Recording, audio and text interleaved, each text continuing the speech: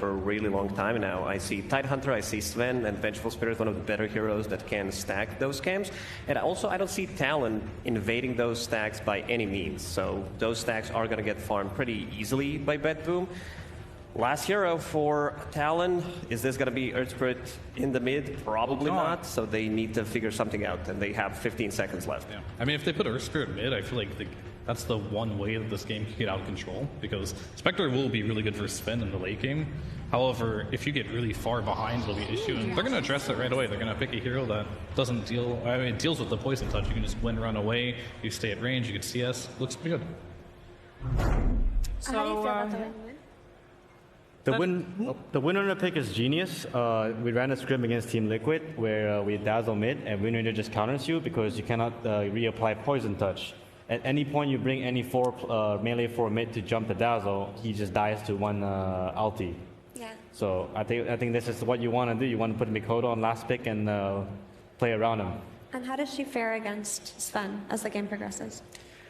Sven, this game, she fares really well. Sven already has to buy Silver Edge against Spectre, and then now he needs to buy a Nullify/MKB against Mikoto. He just has too many items he needs to carry the game. Plus, he's not going to have a really strong lane against the Weaver, because she has no kill threat on the Weaver of Sven Vengeful Spirit. But he's going to get free farm. He's going to dead lane. It's going to come down whether or not his tower dies early to some Mikoto rotation. So I feel like this game's going to... Well, you sold me. I mean, I'm convinced. Seems like Talon's got a very strong draft. Yeah, I like their draft a lot here. There is a lot of pressure, though, I think, on Mikoto and Q to get stuff done on the map, because they're pretty low on stuns and silences this game. But their draft going to late game, it's a typical Talon draft. I think if it gets into late game, you've got this farmed Wind Ranger and Spectre going on the Sven. They don't have a lot to protect them if the swap is there, but they can burst Sven down really easily. Spectre in the late game has been a beast. As usual, the laning stage, I'm not really afraid for Talon in the laning stage either here, so looks pretty good. Well-rounded then, Lacoste. Yeah, I mean, we talked about BetBoom being able to close out some of these early games, compared to Talon, and that's what they're trying to do in this one. You know, try to close it out before Spectre and Wind Ranger get too big. Vieira as well, Jabz is on his, traditional farm-heavy hero, so want to see that. But also BetBoom, they do have 2 new heroes that they haven't played yet in the first game, so trying to experiment a little bit more. Yeah, there's elimination on the line. We saw all the faces in the booth, though. They didn't look too stressed. But let's find out what the vibe's like as we are heading over to the game. But before that, first, a couple of words coming out from Sunby, the coach of Talon. Thank you very much. Yes, I'm standing by with Sunby of Talon, which, Sunby, I feel like every time I talk to you, your team always has to do the hard journey. Lima, lower bracket run, Riyadh, lower bracket run. How do you pace your players to make sure they don't run out of stamina for these marathon tournaments? Well, luckily for this tournament, I think there has been a lot of downtime, so that's good. Although I don't know if downtime really works for us. I think they just want to grind out games. But yeah, this is, I mean, they're ready to play. I don't know. I don't know if I do much. They just want to play. They just want to keep playing. Born and bred Dota players that just want to play Dota. I'm curious about the last pick, this Wind Ranger that you gave to Mikoto. How late into the draft did you decide that this Earth Spirit, it's not going to go mid? Let's, in fact, give everyone a Wind Ranger instead. I mean, Earth Spirit certainly cannot go against Dazzle. We didn't know where Dazzle was headed until they revealed the Tidehunter, at which point that was 18th pick, so then they went ahead and banned like all the mids. So I think the only hero that was left was Windrunner. And he likes Windrunner, so hopefully we'll own. Hopefully you own. Seattle, you ready for some Southeast Asian Dota? Then let's get ready for game number 1. Thank you.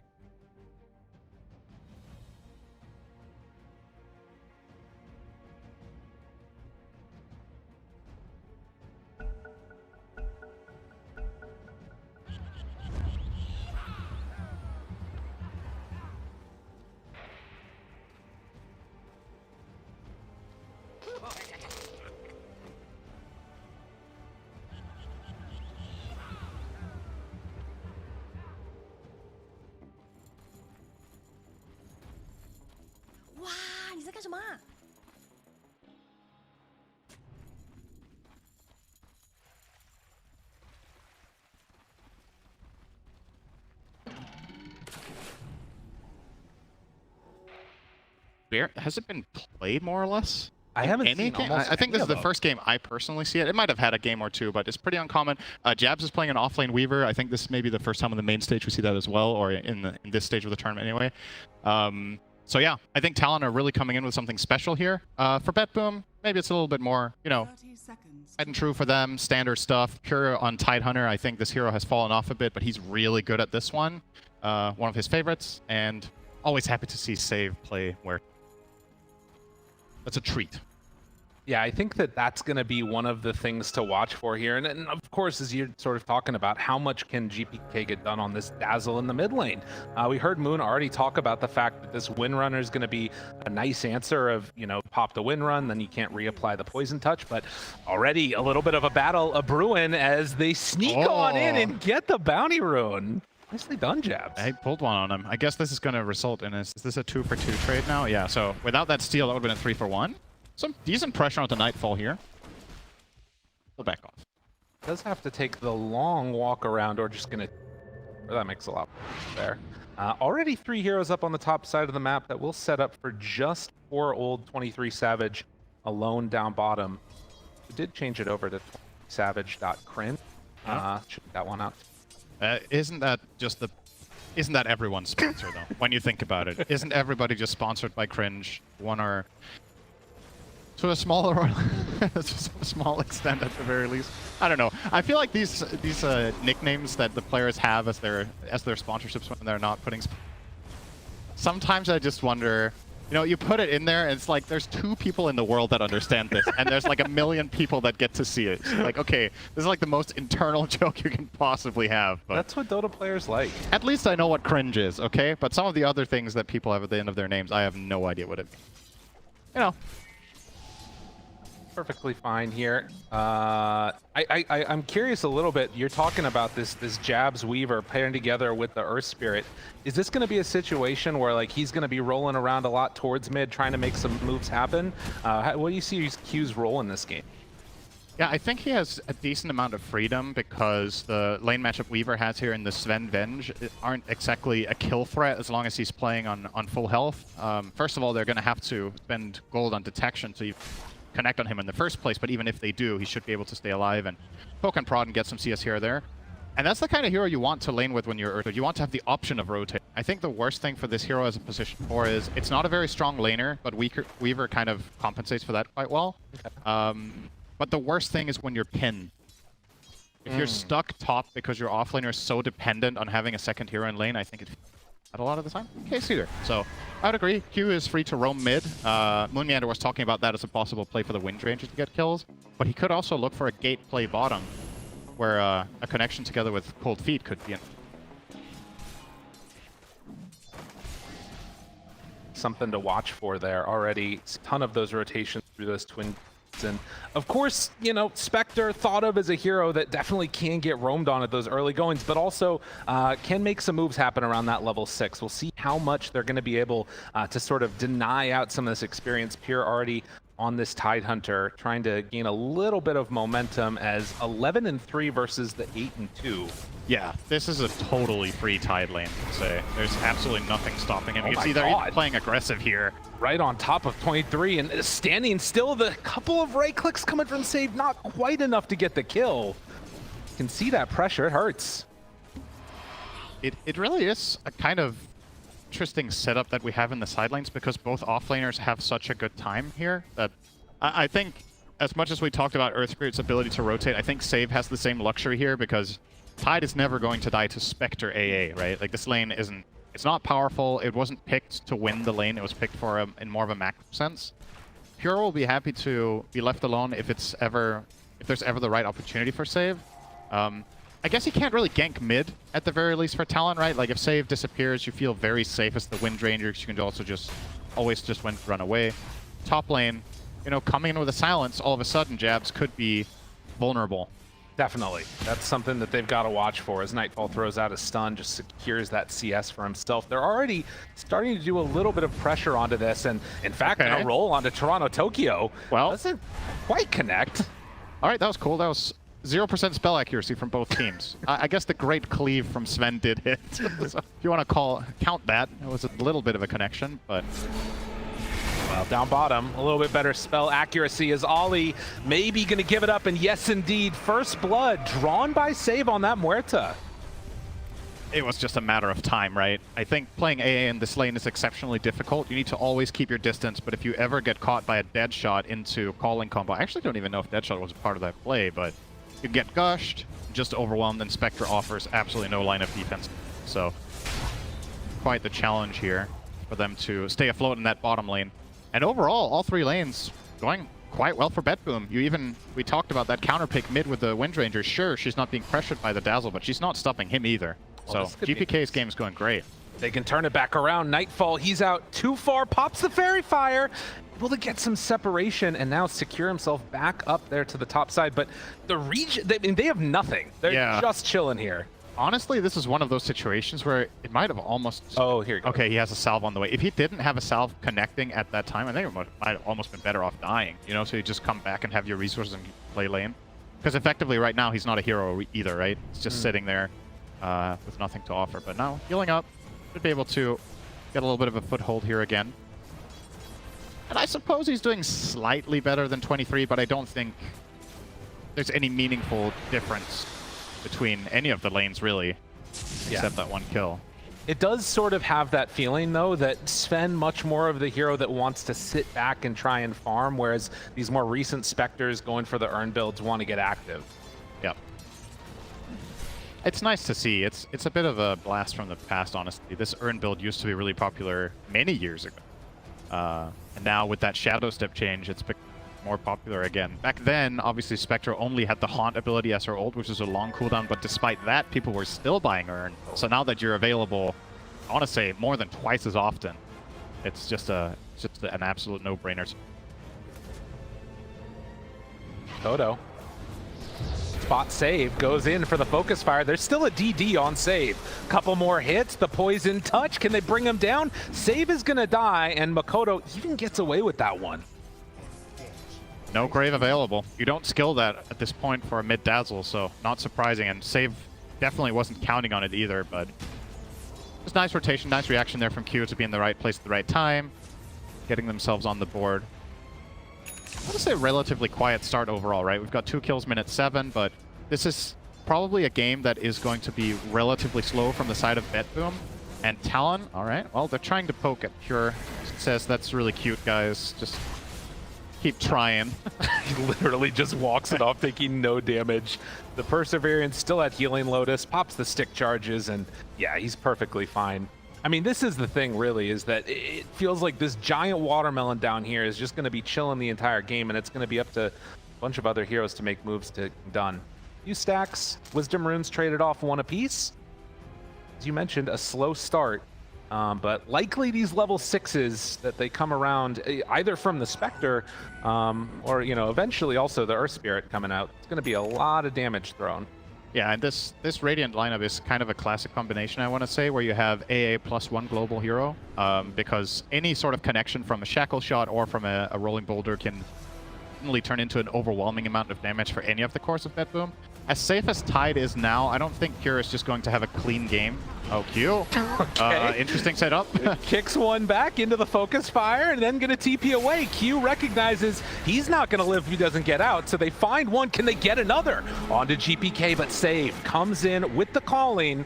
And that's enough to make sure that this Dazzle does not get brought down. Mikoto, another rune that's going to be denied from GPK. But this is probably going to be the state of this game for quite a while. I think BetBoom's best play in the game right now is to just focus a lot on stacking. I think you have both Tide and Sven that really want big stacks whenever possible. And playing aggressive with your heroes is really difficult because of the massive counterplay potential. You always need to account for an extra Shadow Step. You're always going to need to account for the massive mobility that both Earth Spirit and Wind Ranger have. So probably just better off taking it easy a little bit and letting Pure do this, right? Have the support stacking. Pure can push the tower with Meteor Hammer. He's the safest hero on the map. And then keep building up that nice last hit differential that you're starting to create here.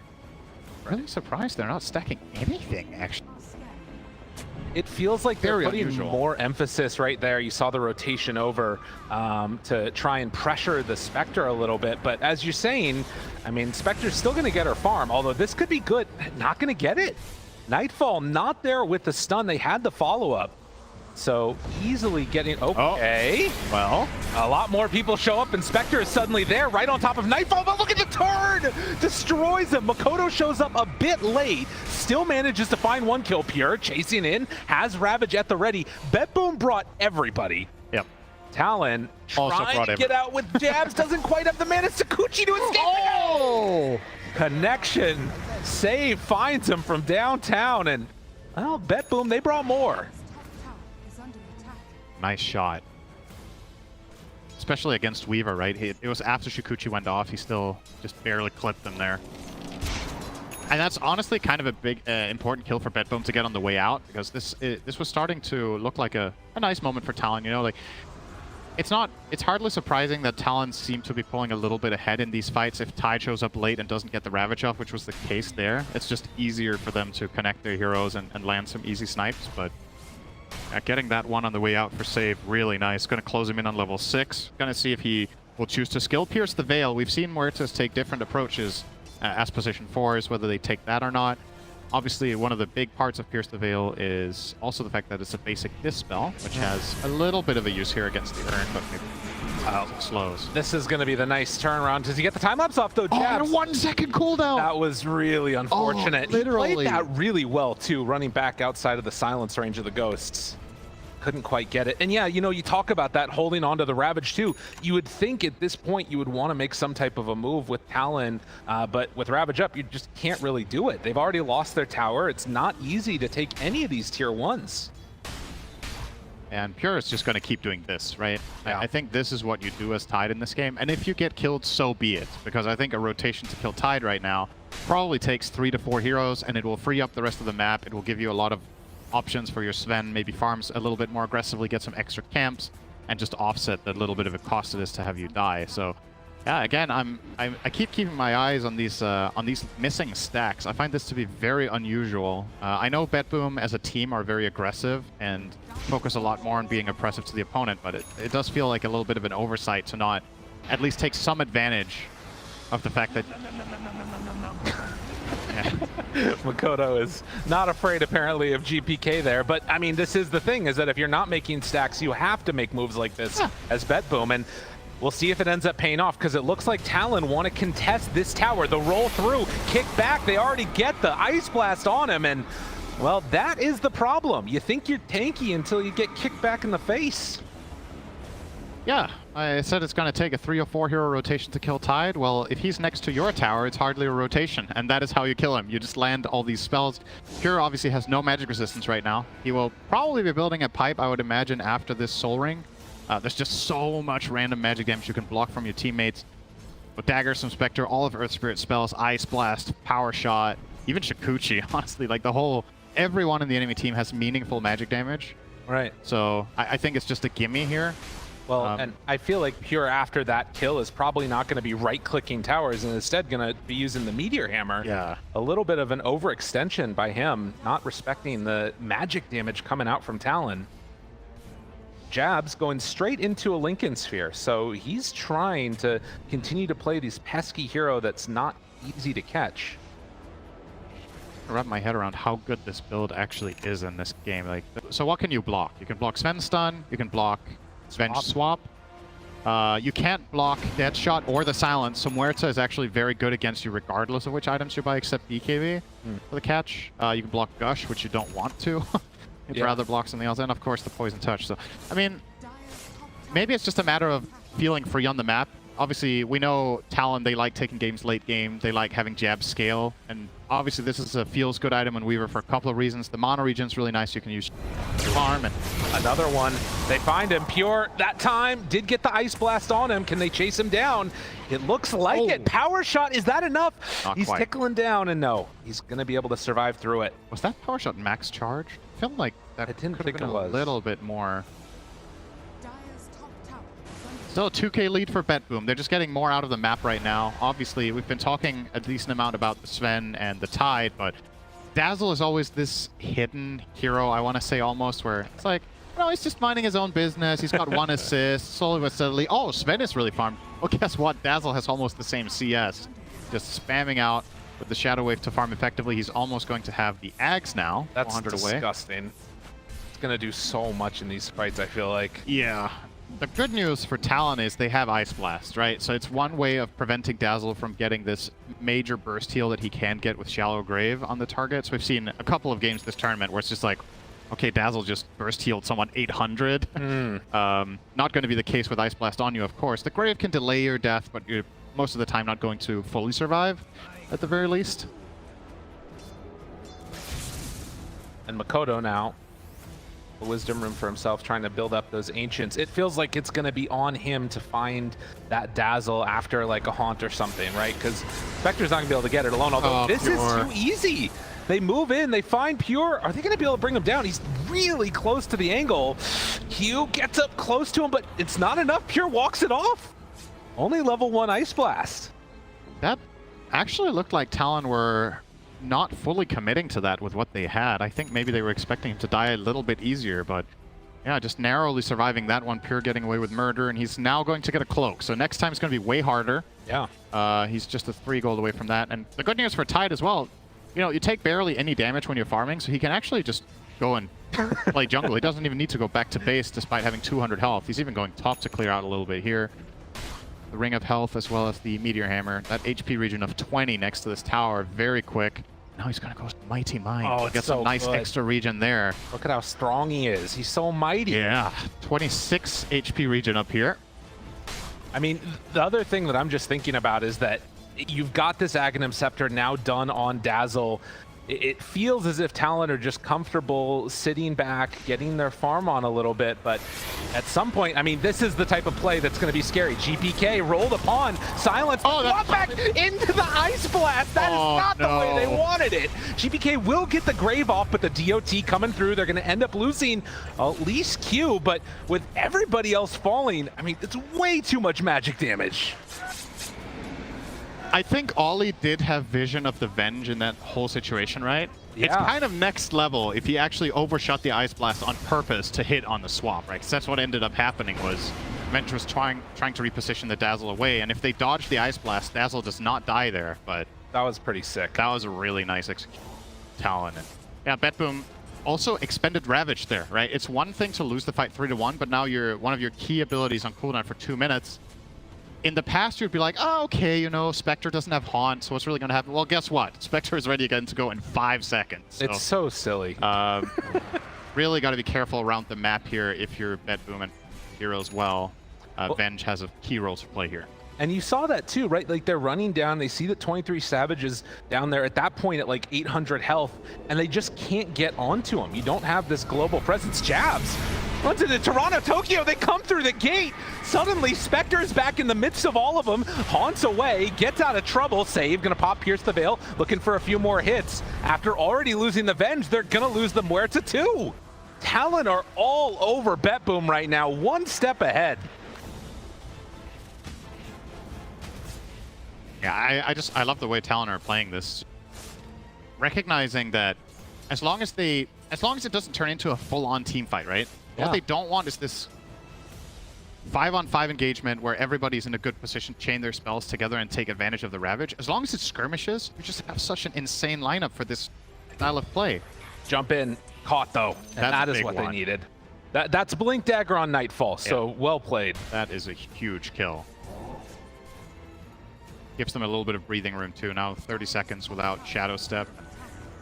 Gives them an opportunity to maybe push out the lanes a little bit more. Obviously, heroes that usually, especially the Tide as we've seen in this game, that want to push out a little bit. At least he got. Yeah, silver linings, right? He knows how to push his buttons. Now it's definitely been a little bit back and forth now. So in your estimation, there's been a lot of talk about how strong Spectre is. What do you think of that matchup against the Sven as we get later and later? Because there is eventually Silver Edge and all the rest of it, but it always just feels like the pace that Spectre plays at is too much. Yeah, I think it's a very unique matchup to really look at from the carry versus carry matchup, because I think the determining factor in this more so than many carry matchups is the supporting cast. It's about Sven obviously falls victim to being kited, right? So if you have the right defensive items or the right defensive heroes protecting the Spectre, she can just kite out his BKB and then overwhelm him, right?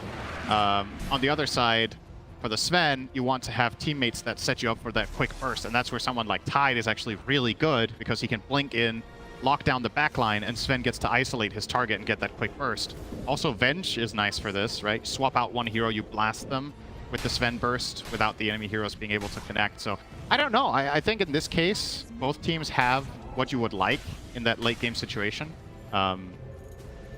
Maybe a little bit of a wild card could come out from a Weaver X. Do we dare say it later? That would be a sick save for Spectre because that's one hero Sven cannot, you know, kill in 2 hits. Spectre will eventually be too big for that. So Weaver might have a good shot at getting a save. I don't think Jabz is going to buy it. He just wants to get it for free from Roche like every greedy core player ever. You know. That's a classic. Sure. I mean, and the way Talon played too, right? Like waiting for 3rd, 4th Roche, why not? You know they're going to get there. And speaking of which, we do get the Midas completed now on cue. Oh, 20 minutes, you're ready. I think I saw a little part of your soul just leave your body there. You're okay. it's good. Everyone gets to be a core nowadays. Cool. Except TORONTOTOKYO. He does not get to. I mean, maybe he'll get, you know. Now at least broke as a joke. 23 Savage underneath the tower. Can they get there to help in time? Jump forward, half HP, Blade Mail out. Nightfall dying to the Blade Mail. And now the Ravage, that will be enough to get the kill. Feared, Jabz backing out TORONTOTOKYO. He's going to be the first one dead on BetBoom. Can they find any more? Mikoto onto Pure. Still looking for the turn though. The jump in. Nightfall destroys him. Just like that, he falls. They did not anticipate Nightfall coming back into this fight. Ooh, boy, they're strong. Yeah, and you could... okay, hang on. Is this even over? Pure? I mean, Ollie, stay still. It's fine. They won't see... Oh, no. Okay. Oh, wait, Jabz got involved, too. Wait, he went back in? Jabz caught in trouble, trying to escape. They know he's up here. Being invisible is really good, though. It is very strong, but the dead shot feared DOT. It's not there. Jabz barely surviving. Any sentry or any dust there, and they also lose Jabz, but he manages to get out there. Sometimes invisibility is invincibility. Pretty close to not being invincibility there, though. Yeah, I think Talon maybe need to keep in mind here that they have 4,000 dead gold, right? Oh, yeah. Their Earth Spirit has a Midas, and their AA has a Midas. So when this Spectre gets jumped and you're TPing in to help, you don't have that Glimmer Cape. You don't have that Force Staff that a lot of the time supports will be able to bring to the table and swing things around. Oh. It's one-man torming time for GPK. Come on, Ice Blast him, please. Is that biased casting? I don't know if I'm allowed to do that or not. It's not biased if you don't want it for the team to win. You just want it for fun. Oh, okay. All right. That's that makes fine. sense. If it's a good time, everybody will be cheering. It's always a good time. For me, time. Oh, yeah. Oh, cute. Okay. It's stunned, but 23 Savage shows up. Nightfall swaps in his carry. Oh, it's fine. Don't worry. It's perfectly okay. Backs out of there just in time. All right, that looked like that could have potentially got scary after the shackle shot land. Didn't really have enough damage in the tank. Tokyo gets hit by that dagger, and I think they still had vision from the spectral dagger as that smoke came out. So Talon, understanding that BetBoom are going for a move, are gonna back away, spread out to the other side of the map, and themselves a little bit of a wisdom rune as they head away. Almost completed Radiance plus level 15 here for Free, so that's a huge upgrade for him. Let's see who gets the shard on the Radiant side. Moving it down, and Ollie. That is probably the best one they could have got. I think the Earth Spirit, the Earth Spirit one's kind of cool here too, right? If you get jumped on a hero and you get to have that secondary save, Spectre can get pulled away a little bit by Geomagnetic Grip, but the AA one's really nice. Just getting that stun when you connect your combos, it gives you that little bit of extra time to just stick on your target that you're connecting with. And all right, BetBoom have bigger plans. Dazzle is so good for the two. Very, very nice. Ollie not opting to throw in the Ice Blast down that direction, but yeah, this was always going to be a Aegis that they gave away. Can they get the timing right? Savage, you're crazy! You're crazy! What are you doing? But they gave he got out. Reality out. Oh, wow. I love that they tried that, though. I think that's such a cool play. He went a little bit early, though. He has the vision from the Ice Blast lingering there, and he knows, obviously, maybe he was hoping that he could just jump in and steal it, didn't account for the stun, right? Oh, yeah. He might not have accounted for the stun from the Ice Blast, so he actually had to wait a little bit longer. If that was no shard on AA, he might have just stolen the Aegis, so really unfortunate for Talon that they got a shard on their AA. I don't know. It would have been a sick steal. Well, I'm sure he'll try again. I feel like this is one of those games that, like, 1,000-goal lead, 24 minutes in, everybody's kind of just sitting back by Midas. Look, saves queuing up a Midas too. This one might be going the distance. Yeah. If you start buying Midases on your supports against Talon, aren't you just playing Talon's game, though? Is any team in the world more experienced in 90-minute games than this team? That's a fair point. I don't know. BetBoom not ones to go back from a challenge, though. The thing that I think there's still a little bit uncertainty about is Dazzle. Obviously, you want to say that the hero falls off, right? Because you have this old mindset of how the hero used to work. Right. But I don't know what the hero's true ceiling is in like an 80-minute game. Like, is he still going to feel as powerful as a 6-slotted Windranger or a 6-slotted Weaver? Like, is the pacing eventually going to be a problem? Okay, hang on. Well, they find another. They get the Grave off. TORONTOTOKYO not going to be stunned. Ice Blast going to connect onto a couple. Can they bring him down? Q in, magnetize out. Jabz trying to buy some extra space. They pop the dust. He backs away. So no more reapplying magnetize, and Jabz going to have to time-lapse and run out. At the end of the day, it's only going to be a 1-for-1 on these supports. Yeah, and Pure with a good call there to just hold the Ravage. There were multiple BKB heroes. Couldn't really have gotten much out of that. Very defensive build from Jabz, right? He has Lincolns and BKB, but I think it's understandable. There's just too many problems in fights. If your mindset is that you want to get involved, and he wanted the Lincolns anyway, then BKB was probably the obvious choice afterwards. And that obviously means he's not that big of a threat yet. Now he gets to just fully itemize damage for the rest of the game, because he has the defensive items that you would want in 20 minutes. Yeah, that part is really nice. I think the thing that's interesting about the way Talon are playing this too is you've got this Sven that kind of has to play around this God strength. So yeah, while this window's out where they win a fight, sort of, they force out a bunch of abilities, they can't punish afterwards on BetBoom. Very true. And they just... Yeah, Talon are just going to do their usual stuff. All right, interesting. 23 queuing up a Wraith Band here. Obviously, we're past the 25-minute mark, so this becomes the most value for money item in all of Dota, probably. Wait, what the hell? Right now, but we've seen a couple of players do this a little bit, and he bought it. Yeah, I don't know. I don't know. It's probably good. It's a relatively... I mean, you can sell it for half, right? So how much gold are you really investing? I mean, that's the first time that I feel like I've seen that on a carry before. It's pretty cool. Oh, I'm stoked to see it. Another one of those builds that's like either Herald or pro player. You never know. Yeah. Then you watch the rest of the replay, and then you have a pretty good idea. Pure throws out the dead in the water. Will get hit by a Spectral Dagger, backs out. Throws another dagger onto Nightfall and GPK. Kyo's just pinging the anchor like, 23, what the fuck, man? Just help me out. It's just walking with the anchor behind him. The Spectre was just looking at the anchor for like 3 seconds before he reality'd away. There's a creep camp there, Cinderin, okay? I know that you're a support player. You don't understand farming, but... I get it, but then reality away right away, you know? He was literally just sitting behind him, just chilling, you know? That was pretty funny. 11-10. Up for something here, GPK. Yeah, bounty or Wisdom Rune in 10 seconds, so... Right on top of this Dazzle, waiting for him to step a little bit out of position. Do need to be careful. They don't have Jabz. Pure is here too. 23 Savage gets hit. The Blade Mail, look at the damage out onto him, but he's surviving. Immediately turns. He's still down low. That's going to be one dead. Can they find any more? Silence for a long time onto Q. He's hexed after. GPK down to about half HP as Weaver continues the chase. So will Q. Continue to throw out the magnetize, the force forward, and he goes down one time. Could not manage to get off the shallow grave, but Nightfall is just slapping away at the rest of these heroes. 3 dead for only 1. Picked the wrong fight. It's relatively even though, because Talon did get both Wisdom Runes, right? Okay. The reason Jabz was late was that he was stealing the one on the Dire side, but yeah, and you lost Aegis too. So essentially it kind of was 2 for 3, but obviously GPK doesn't truly die there.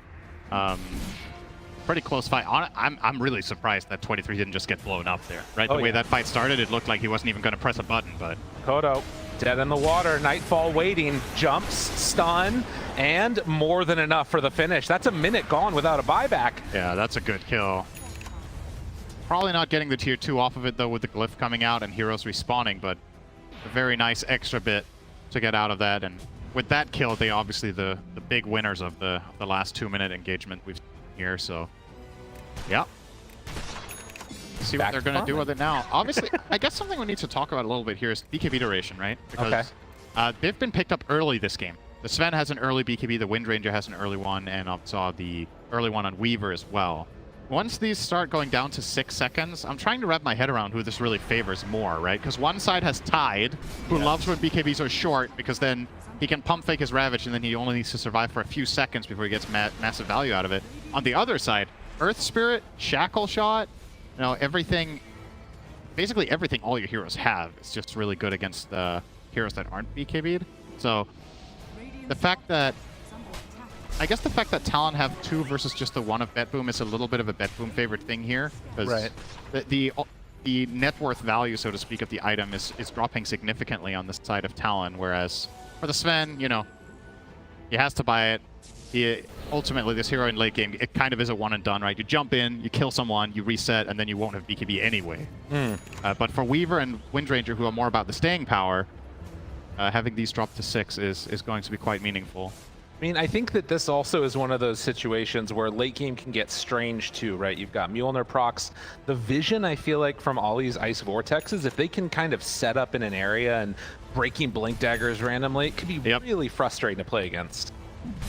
We'll have to see what the setups are and what the vision's like, of course. Always really important in fights. Aghanim Scepter done on Wind Ranger. As we're hitting that 30-minute mark, Neck Roche capable of respawning in 50 seconds. For the timer on that, as Spectre almost done with the Manta. Yeah, and when does 23 start to hit critical mass is the question here. Because we've seen he definitely is very killable for now, for the bet side, but once he gets this Manta plus 1 more item, maybe it'll be a bit tricky. Obviously also looking at the level 20 talent, which is going to be a big help, getting that 350 health there. Definitely going to be the choice in this game against such a burst-heavy lineup. So I wonder if this Orchid that he's eyeing up now is the right choice. I think he specifically wants to get it because he's playing against 2 saves, right? The Venge as well as the Dazzle, especially Shallow Grave, is super annoying. But I'm a little bit worried it might be too offensive of an approach and that he needs more health, either a Scotty or a Heart to, or even a Butterfly, right? Because Sven does not want to buy MKB this game. Or well, he should against Wind Ranger, but the hero genuinely doesn't want to buy it, and Nightfall isn't even eyeing it up, right? So he might get Nullifier instead if there's no Butter on spec. No, we'll see. An interesting last couple of minutes here. You can see both teams smoked up. We're waiting for somebody to step a bit too far forward. Talon opted to place that ward up on the high ground as Roche respawns, and now we're going to re-smoke. So their movement as Roche was a relatively quick one. We'll see what this ends up looking like. Jabz nearby, the rest of his team can gather in together with the smoke if they want, but you got to imagine, oh, they're getting this quick. This is going rather rapidly. Talon, are they going to realize what's happening? Roche is about to fall, and they are going to get it for themselves. Do they take the fight after? Oh, Sven TP's top. He's actually going to show here. So when Nightfall shows top, if they in any way could connect, okay, it's just a full-on evacuate. Yeah, they're all 5 TPs out from BetBoom. They are not going to give them any opportunity to find a pick. So nicely done. They just sniped that out, giving the Aegis to the Dazzle here, which makes the next fight for Talon that much trickier, because usually the way they would like to engage fights is to kill that Shallow Grave, but now you can't even take that out. So a few tricky minutes ahead for Southeast Asians here. Wow, that was really hard to say. That's tongue You got twister, there, though. It's very good. Thank you so much.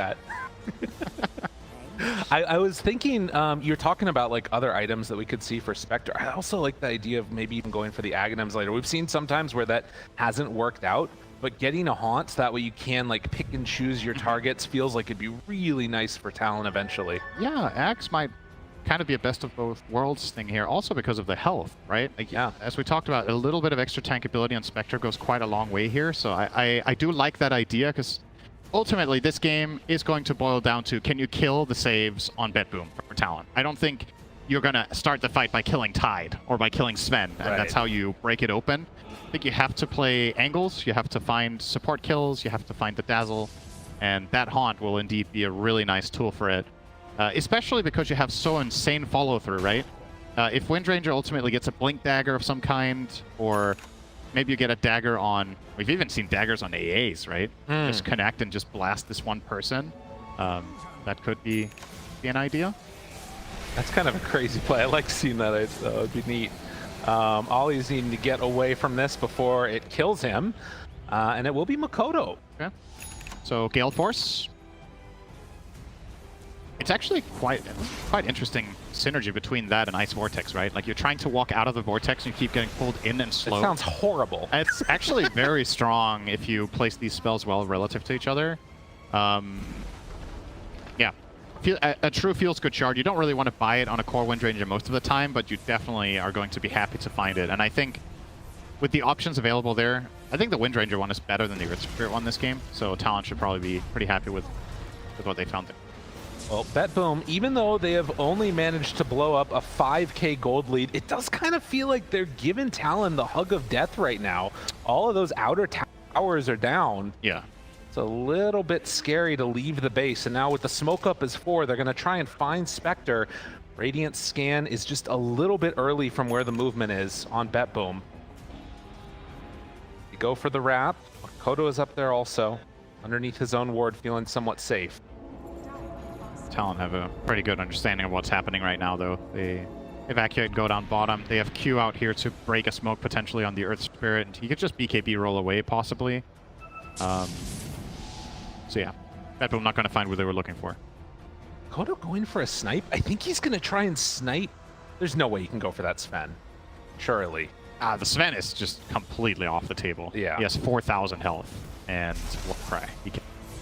But, I mean... Honestly, that's kind of an interesting thing to talk about as well, is who can Mikoto kill? Yeah. Because Windranger is one of these awkward heroes that it's like a single target assassin ranged hero from mid that really needs to get value out of focus fire. It feels so bad when there's no good... What? Okay. Listen, that creep camp had it coming, okay? They're feeling pretty good about themselves. Pure, just making sure it's working. Pure is just farming kick Ws, I think. So this game was getting a little bit too calm for him. Yeah, absolutely. I mean, let's be real. He's not going to be doing anything with it for a little while anyways. Like, BetBoom are just kind of chilling at the moment. Yeah, I mean, as far as wasting Ravage goes, that's one of the more harmless ones, right? And the good news is now that he's done it once, he's not going to do it again. So it will not happen later when it matters the most. Later on when he misses it, it was deliberate. Yeah, okay. Well, the Midas is starting to kick in, level 18 on Q. Our Ancient Apparition also level 18 and almost at a Hex. It doesn't seem fair. And like, poor old Venge here, just sitting at 8,000 net worth, hoping to get towards an Aghanim Scepter at some point. TORONTOTOKYO is broke as a joke. Yeah, the good news for him is Venge, I think, overall late game impact per net worth as a support, it doesn't get much, you don't get much more value than this hero. You have a great aura, you have minus armor and damage, you have swap, which is one of the best utility spells in the whole game. So if he manages to get to this Ags, even if he's like 4,000 net worth behind an Earth Spirit or an AA, I think he can have still insane impact. Now you could argue that with how this map has been played for the last 15 minutes, he could have farmed more. And I think it's something I've seen multiple teams where that would be my main critique, is that when the game is in this awkward lull, you really want to farm out multiple heroes, and perhaps TORONTOTOKYO could have identified this a little bit earlier and had another 1,000 gold to his name, and then, you know, then you almost have that Ags. Instead, now you have to wait quite a bit. So you're saying you should have bought Midas?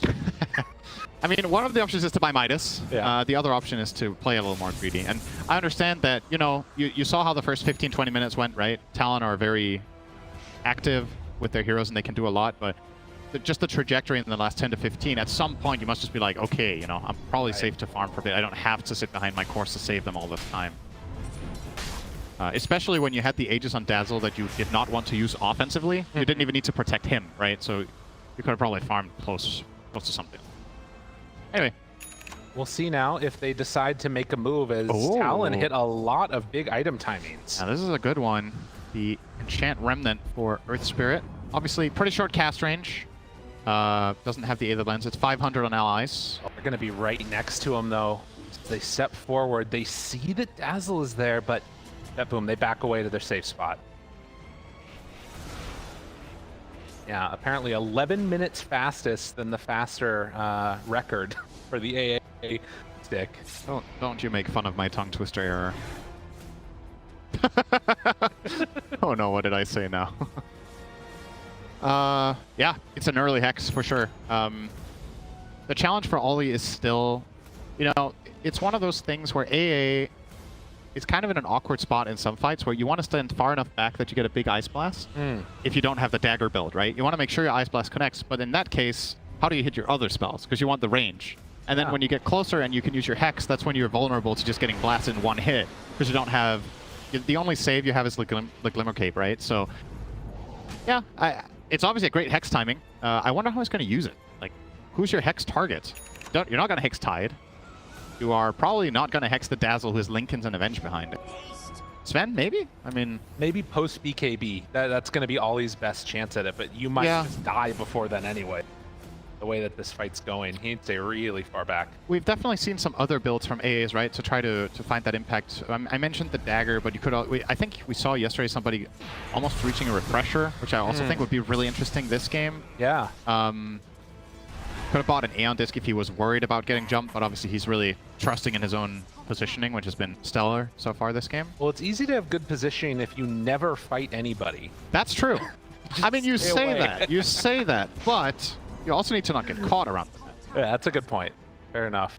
Well, next Roche is going to spawn. And this one, as a relatively quick timer again, it's going to be down bottom for a while. If Talon are going to be in a position to come and contest that. Aghanim Scepter in Roche's hand. With the butter on 23, this Sven MKB obviously important. We were talking about this is a potential build path for Spec. Allows Nightfall to get that double div value from the MKB against the Spectre as well as the Wind Ranger. So as long as Nightfall can get on a target, I think he can kill them pretty fast, even the cores. And Talon needs to be very wary of Sven's initiation angle. And they're backing out Talon in a position. I don't BetBoom know they're here. Do they? If they see that Roche is up, I kind of wonder if they might just try and sneak it away. I mean, it's a crazy move to do that. See that it's in there. What if you bait your Weaver? And then you enchant Remnant him, kick him away, and then he can, you know, play the fight. Chance. Nightfall walks high ground. They see him right at the start. They're gonna blow him up. They get everything off. The grave is gonna be there, but can they break the TP? Nightfall manages to get out. He is gone. Well, we said you couldn't kill the Sven if he just stands there. You do. A run through triple kill for 23. Waiting the whole fight, and it was perfect. Sometimes you just wait 10 minutes and then you just get it just right, you know? Just perfect. And this is the problem that Sven will always have against AA. It's a satanic carry that in a lot of situations there, you get graved by Dazzle, you pop all your stuff and you heal to full. Just not an option. Tries to panic TP out. This is genuinely an impossible play, but yeah, they were not expecting this vision. Oh yeah, awards win games, and that's definitely an instance where it happened. Nightfall even trying to TP out, but was just not meant to be. Ooh, man, that really opens things up now. Talon, this is where they thrive. 40 minutes, you don't stand a chance. Yeah, it is a bit of a... This was a first pick AA, I believe. Right? Yeah, after the Dazzle. So BetBoom willingly pick their Sven into this, and you always need to consider, if you're playing satanic carries that are very much reliant on that, you either need to have a reliable way of finding and killing the AA, or maybe you would have been better off picking, say, an illusion-based carry or something like this, right? Sven really has this... There's this one asterisk to him, despite being so strong. Sometimes he's susceptibly, like, he's just surprisingly weak. You're just susceptible to specific things in this late game, and Ice Blast is one of those. Okay, Shackle. And GPK, he's found the Mindbreaker. It is devastating. Boy. Marvelous play from 23 and Mikoto. It's just too easy. Yeah, this is going south really fast for BetBoom. They lost like 15,000 gold in 3 minutes, so And that's against a late game Talon team. We know how that one usually ends, and except against Team Liquid. Yeah, this is looking really, really good for them all of a sudden. Tormentor will be taken. Have to their wounds somehow. Nightfall will get himself a shard. But yeah, I mean, now getting the Aghanim Scepter for free onto Spectre, so you have Haunt available, you can play around that. It makes all of these fights that much more difficult, like we were talking about. Like, you can find save now in these. Yeah, the fights are actually just exceptionally difficult for BetBoom, because if you look at the composition that they have, Dazzle's a hero that doesn't burst, right? This hero just doesn't do that. So it takes time to build up a fight that Dazzle can win, and that is the direct opposite story of how Sven plays fights. He wants to jump and kill someone fast and go from there. Essentially what this means is if Talon get vision, they have any idea what Sven is doing, they're actually just probably not dying, right? Yeah. If his dagger gets canceled by a Haunt, or if they connect anything on him that can lead into an Ice Blast, it's just such a... It always feels nice to play late game Dota when you have a clear path to victory. Like when you have this, you can make this game plan for your team where you know, okay, these are the conditions that need to be met.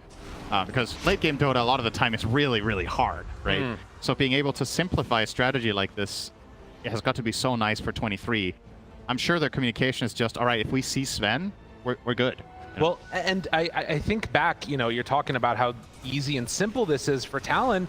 Earlier today, we saw BetBoom play very simple drafts around Lunas against Vivo Keydstars, trying to be aggressive with Terrorblades, pushing objectives when they could. And in this game, it didn't feel like it was the same sense of urgency. There was that willingness to go late game. And BetBoom now, in the rewards of that, we'll see how they're able to deal with the next couple of minutes. As Pure,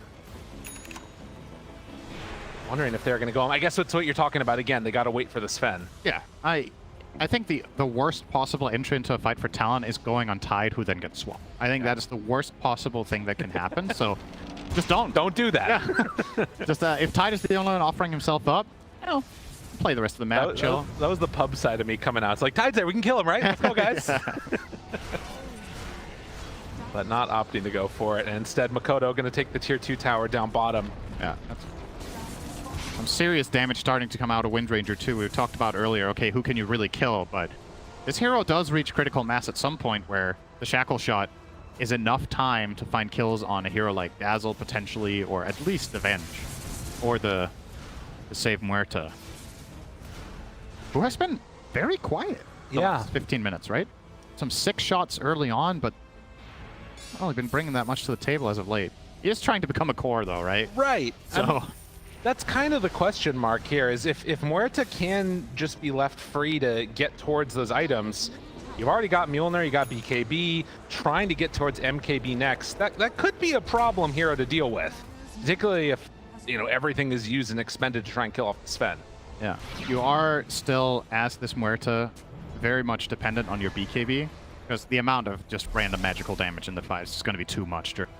I don't think you're safe to fight if you ulti, because there's just too many things that can kill you off. But during BKB, you can have some serious impact. I think the dream for him is obviously to try to kill supports. Open up the fight. Kind of the name of the game for both teams here. As the items keep... That's the Hex reveal. And jumps. How much can they do to Q? He pops the BKB, rolls away, and now 23 Savage, he decides to go in. He sees the Sven, so you know what the drill is. Nightfall, Ice Blast, it's a good one! No, not quite gonna connect, and now they have to back out. That is Caster's Curse I've ever heard. Gale Force, Ravage, got him! They have an Enchant Remnant still if they want to get in range, and they do it! Nice play by Q, but it's not gonna matter. He does not have enough to kick him out after. Mikoto tries to TP, but they got way too much damage. The fight was not the way Talon wanted it, and they're gonna end up losing 3. Yeah, they get the vision on the Sven, they open with the Spectre, but there's no follow-through, right? Nobody was close except Earth Spirit, who could not re-engage after the BKB was wearing off, so 23 essentially just offering up himself and giving BetBoom a nice opportunity to punish. When that Ice Blast misses, Sven's just like, all right, it's go time, you know? That's what Nightfall's waiting for. If that does not connect, as much as we've talked about this hero having problems against it, well, what if it doesn't hit? Oh no, and what if they go high ground and you don't have any answers on the side of Talon? I mean, this is going to be a glyph used, but you can see already Jabz trying to cut the creep wave. But Meteor Hammer down, GPK stepping up front and center. They don't have Spectre for 50 seconds. BetBoom, they've already taken all the tier 2s. They're thinking about going for the tier 4s. BetBoom, off of one good fight. What's going to be the answer here?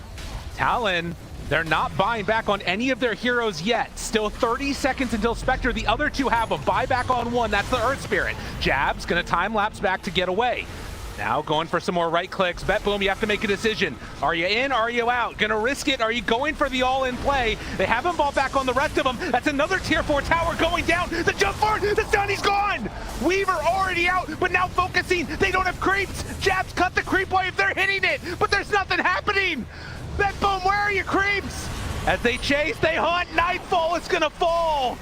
And now looking for more. Spectre's about to come back up. BetBoom have to get away. The hunt is there. If BetBoom knew about the creeps, they could have done it. But instead, it's Talon that stand tall. Man, that is such a crucial little detail from Jabz there, right? As you pointed out, he went in, did some damage, and time-lapsed out. He killed the last 2 melee creeps in the base. Oh. So he went all out. He knew, okay, I've already cut the next mid-wave, so if I kill these 2 creeps, we buy enough time that the backdoor protection will kick in on the Ancient. So, yeah, Talon, hang on, but... Now, how much can you get the other way, right? Right. You spent 2 buybacks on cores here for Talon, and BetBoom have all theirs. Well, 50 seconds without the Sven, and they're hitting this He tier just 3 tower. BKB'd nothing. Oh, that? He wanted to Manta, a little bit of a misclick there. Yeah. Fat fingers coming out from 23 Savage. But, I mean, here's the problem, too, now. BetBoom, they have a clear path to the Ancient. There is no glyph. Yep. This is scary territory for Talon. I mean, and for BetBoom, my God. I mean, this is just some scary late game Dota now, but one of the most important things when you get to this stage is who has buyback. Right. Always got to look at that situation. The Tide one was used on Pure, but if he is the one being offered up in these situations, as we've talked about with the saves behind, I think it's relatively clear to survive the initial burst of the fight. And as far as Talon go, both Mikoto and Jabz without buybacks is huge, but at the very least, one of them will get a second life here. Looks like that will be gifted to Mikoto. I suppose Jabz might take the cheese. Aghanim Scepter, is it going to be the Weaver one? We talked about it as an option. He must be mulling it over right now. He will. He's going to take it. Okay. I mean, think about that last fight mid where they lost 23 Savage. If he gets time-lapse there, yep, great, they're good to go. They have the most insane saves in Dota, right? They have Enchant Yes. Remnant and Weaver Ags. And this is a Weaver Ags also that has a Swift Blink, because why not? Yep. Look at this. They scan. They know that they're coming in. They're trying to bait him out. They got him Hex. They got him Control, but the time-lapse, he doesn't get it! He didn't get it off in time. He has buyback, though. The Haunt comes back in. Q trying to roll away. The Control there on the Nightfall. Can they bring him down? They will! Mikoto focus fires one. Now on to save. Trying to find the backlines. They get GPK. Didn't get anything off. TORONTOTOKYO is dead. They're going to also lose the Muerta. That is 4 dead. Muerta the only one without buyback, and back down the lanes they go. Pure. Just please leave me alone. I don't want to be here anymore.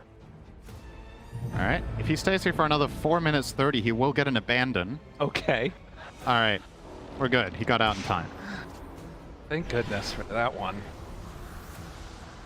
Well. Oh boy. Well, Sven does have the buyback. They don't have it on Muerta, and this will be forced out, but again, now another key buyback for BetBoom was forced out on the Spectre, right? So now there's another hero that they could potentially kill, and a lot of the time in old school Dota, late game Spectre was so good because of this exact play. You're so hard to kill, you die on essentially on purpose to just give yourselves a really good fight. Because if BetBoom want to kill 23, they have to pop all their stuff to get the first kill. He buybacks haunts and gives vision of everyone, the team collapse on them, and you can't kill him a second time. But it's not going to be the case anymore if BetBoom stay in this, which it looks like they will. Just thinking about what could have been again for BetBoom, that opportunity that they had, and Jabz playing a clutch role to make sure that he was able to get there in time to kill off the creeps. Oh, this is a big item now too on 23. He gets the refresher orb, so can just haunt back to back without committing, can just force cooldowns defensively out of BetBoom, gives so much vision. This is looking really good for Talon now. Honestly, the only thing that could truly go wrong for them right now is if BetBoom pull off a smoke play before buybacks come back. If buybacks return to the side of Talon, it is so stupidly difficult for BetBoom to still win this game. So I think their mindset right now should be all right, we know what heroes don't have buyback. It's kind of a YOLO moment at this point. If you play not to lose this game, you will lose. You got to play for the On BetBoom, you're talking Yeah, about. they have to take a risk here. I don't think slowing the game down now and being like, okay, we'll let both teams wait for buybacks. I think you're giving Talon way too much of an opportunity, and they will go. Think about it. No, they won't. Just kidding. Oh, It was just a shadow step. Of course, that is back up in 12 seconds. A little bit more than that, but very, very soon. I mean, they're sitting back. They're sitting pretty on BetBoom. They only have that one more racks along the top side of the map. And I guess there is some logic also to the idea. You can understand the temptation to be like, all we need to do is one big fight, so let's take the perfect fight, and then we can win the game by running down mid. The problem, as you've pointed out, is the buyback status. When the buybacks come back, I think the perfect fight doesn't really exist anymore. That's the problem. Because your lineup, the way it's tailored, it's really good at killing heroes the first time, but they can't do it the second time. Tide is far away from Refresher. When Sven has used all his stuff, what are you really bringing to the table? Sure, he has a Refresher for a second round, but he has to be able to inventory manage and not get caught so he's able to get it off after he pops everything and jumps in. If there's any sort of counterplay that messes him up, it's going to be a He's dead problem. in the water. Yeah, so... And even if you do get the Refresher off, that doesn't guarantee a good fight. If you're Ice Blasted, you're still going to die. So many maybes here for BetBoom. Talon try to lead the charge. Aegis for another 50 seconds. That might be what BetBoom are waiting for. When that runs out, perhaps you're looking at initiating the fight. The problem is the sweet spot here. Windranger's buyback is 2 minutes, and the Aegis is 45 seconds. So your window of opportunity is extremely small. It's coming up right now, though, and already they jump. The Venge is there to swap it, now throw out the stun, but dead for 100 seconds. Still has that illusion playing around. Oh, that's a good shackle! Caught, but they connect. They got him caught. Nightfall has to back out. Don't have another Ice Blast yet. Nightfall retreats.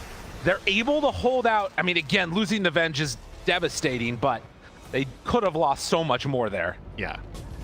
Has to swap instantly. The Tide is not completely safe. As we talked about, he's not going to die in the burst. He will be able to be saved by the swap, but obviously you're offering yourself up at that point.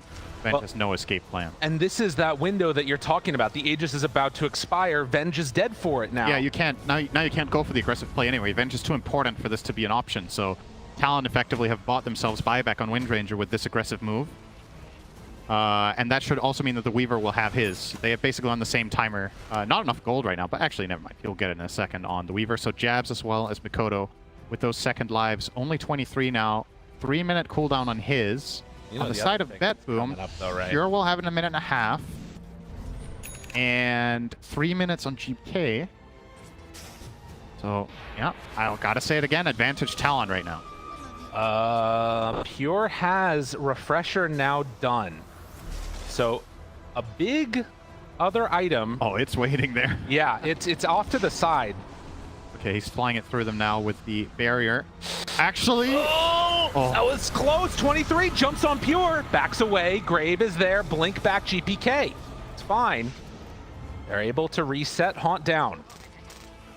That was very close. Yeah, maybe his mindset was that we can jump on the Tide because there's no Venge to save, but not the case. I feel like you got to go now if you're BetBoom. You just saw Haunt. There's Refresher use BKBs. This is a good moment of opportunity, absolutely. There's also a ward in their base, though, scouting out a lot of these movements.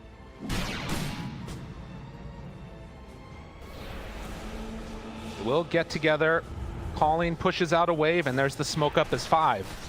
Weaver running in. One of the better heroes to break a smoke.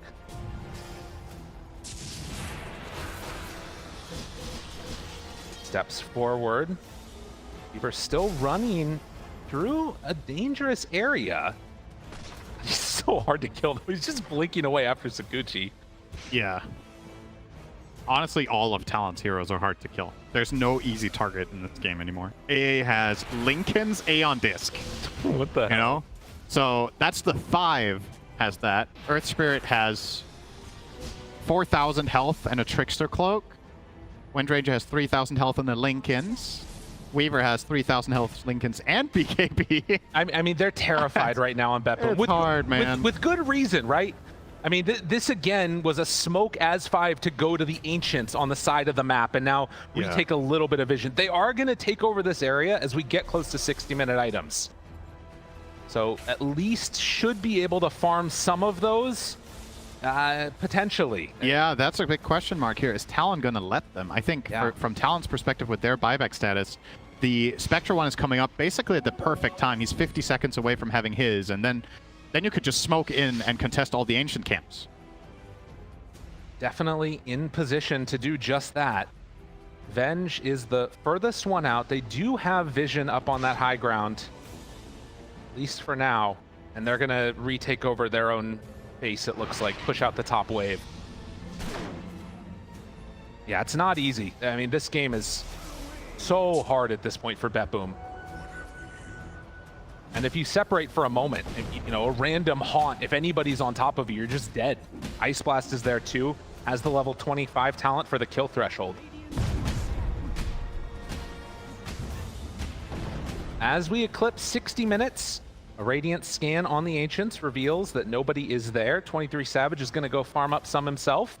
Yeah, this is very, very clearly tailored by Talon, right? They're going to make this smoke so they connect there at around 60 minutes in. Spectre is covering their side, so they just want to grab all the tier 5s, and then maybe they're just going to push, you know? Yeah. Like that advantage, if you convert that to net worth, is pretty ridiculous. At the very least for BetBoom, they find 1 token here for their Sven, but that's the only camp they have access to is that one. Not by selecting just yet. Where are the Midases at? Oh no, Muerta got rid of hers! Oh, that's so sad. This would have been the perfect time. Yep. Oh, man. 23 Savage actually choosing the Book of Shadows on Whoa. Spectre. That is quite unusual. Mostly we see support and utility heroes selecting this one. But gives him an extra line of defense for himself, of course. Yeah. What else did we see come out? So we have the Ex Machina on Weaver. Seer Stone on Earth Spirit. And, yep, the Sven has opted for Mirror Shield here. Okay. They're going to claim the rest of them. Meanwhile, Spectre, Nullifier is the option, so these Aeon Discs not working the way they would hope, as the next Roche is up, and Talon coming down south to claim that one for themselves. In terms of Aghanim Scepters, it's only the AA, actually. Yeah, so that's an easy choice. It's going to give him an axe that he probably isn't going to use for anything. But hey, I mean,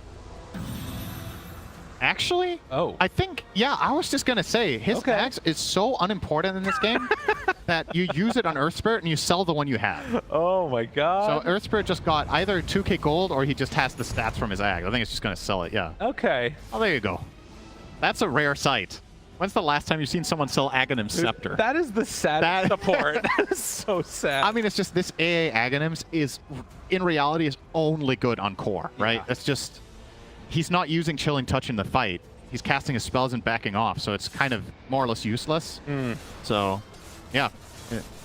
Well, in the meantime, we did get more tier 5 items for BetBoom. Talon did not make that big push that we were anticipating. Yep. They got a pirate hat on save, which is pretty freaking good.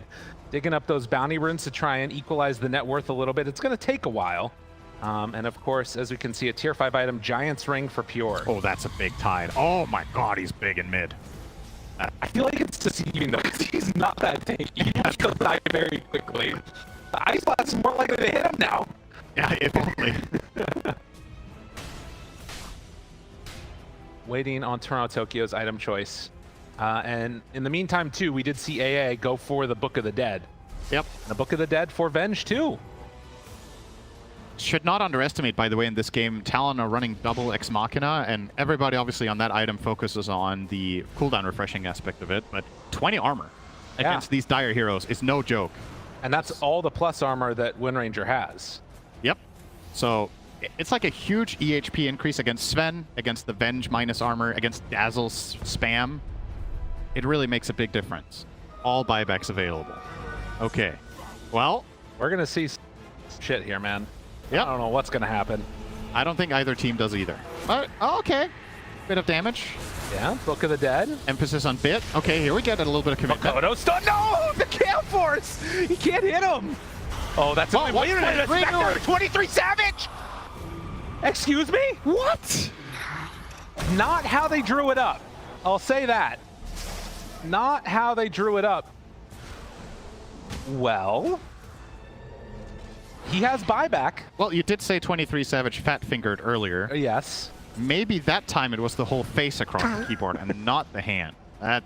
I don't know, man. He just jumped in 1v5, and maybe he misclicked and wanted to just get vision and then jump out, like he was trying to either make smokes or just cause confusion. But I think the only one he confused was himself. Maybe his teammates too actually were a little bit lost in that one. But that was a tough one. That was a very tough one. And fortunately for Talon, they cannot push. Roll right. Just a death. I mean, it's a level 30 Spectre death. I'm not going to pretend it's nothing, but that's about 4,000 gold, a lot of experience, and if they can manage to force out a buyback, it would be huge. BetBoom is smoked together. Keep in mind, Pure at the ready with that refresher. ED, Nightfall. Needs God strength. Oh, he is strong. All it would take was a swipe or two, and whoever he's hitting is going to be in the dirt. Jump in, they find one, Ollie, they got him caught, but the Hex, the turn, got him under control, finding Q, the jump through, TORONTOTOKYO starts the ball, 23 Savages in. After that buyback, he's gonna try and retreat. Pure is absolutely ripped through, Dazzle gone, and Nightfall just trying to back out, doesn't have anywhere to go at all. Q right on top of him, swap to try and escape. Nightfall still managing to just barely get out of there, the silence, running, hiding, get out of there, buddy, Nightfall, but right on top of him is Jabz. They bring down the Sven, and in the end, Talon just a bit too strong.